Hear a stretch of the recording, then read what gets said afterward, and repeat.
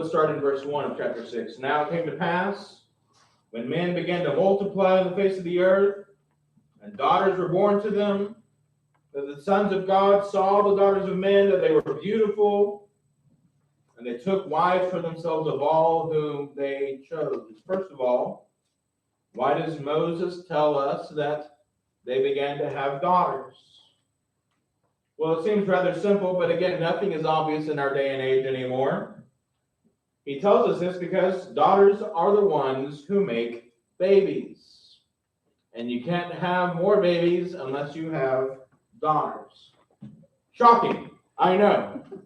I'm one of those bigots that thinks that there are only two genders and that only women can produce children. You're not allowed to say that outside anymore. But that's one of the many sad things about living in this crazy time that we find ourselves, is that not only are we confused about who can make babies, but also, I think a bigger indictment in the church is that we have so overlooked the fact that women can make babies. What are you talking about? Well, we tell women that if you want to be successful, if you want to climb the corporate ladder, if you want to take the bull by the horns, if you want to be somebody that is important and special and equal, and if you want to serve God in massive ways and really be somebody special to God or special to the world, then you have to act just like a man. Act like a man, think like a man, be tough like a man, be aggressive like a man, be a part of the boys' club. You got to be someone that maybe you don't even want to be or feel like you can be just to get ahead in life. And in reality, women, you can do so many more things that a man can't do. Only a woman can be a mom. Only a woman can be a wife. Try as much as we may, have as many surgeries as you want, a man can never be a wife, and a man can never be a mother. Amen.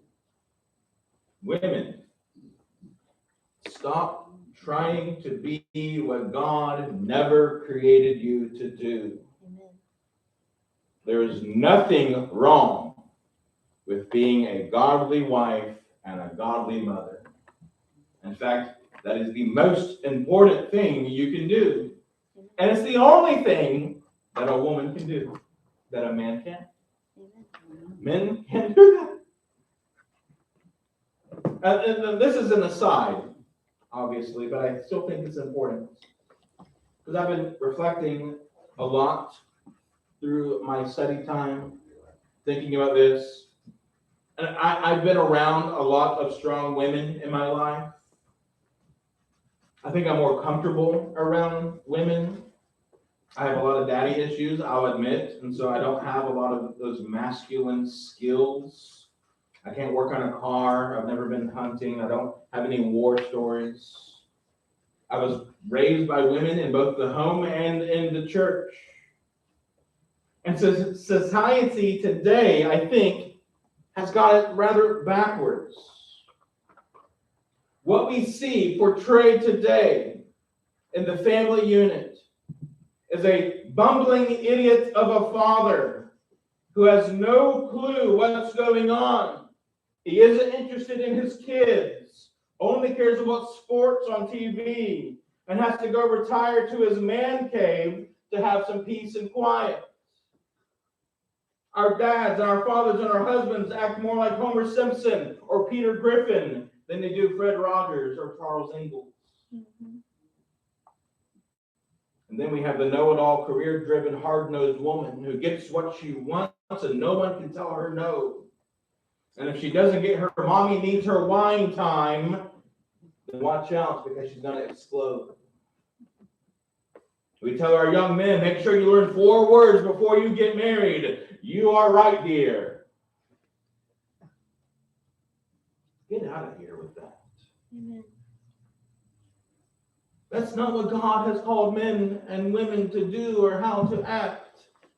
Women should be women and men should be men. Amen. And if you're wondering why America is in trouble, why we see all the trouble that we see, there are many reasons, no doubt. But please don't overlook the fact that America hasn't had a good dad for about 50 years. And mom has either had to be dad, or she thinks she has to act like dad to get what she wants. Mm-hmm. Our problems did not start in 2020 with COVID and George Floyd and drag queen story hour. That is the fruit of what we've been producing for generations now. And so the daughters were having children. Imagine that. Moses wants us to know that daughters produce more children.